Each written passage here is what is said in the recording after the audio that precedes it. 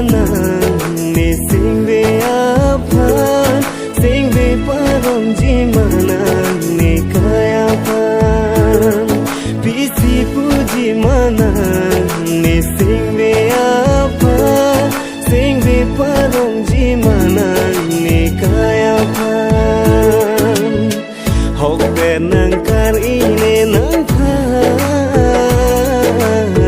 singve hang do koglu nang pan hok be nang kar ine nang pan singve hang do koglu nang pan pisi puji mana ne singve apan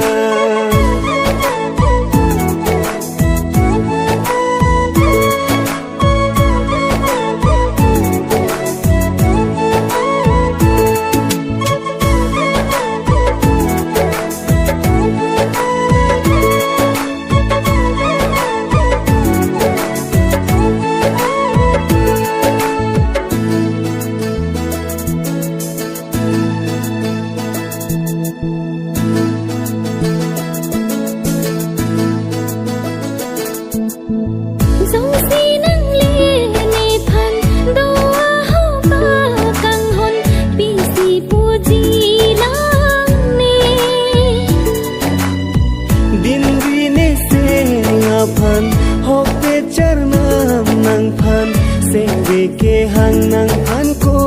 an rune bo chiram nang o kang ho ni pe nang sabor ver ji nang pan kai ke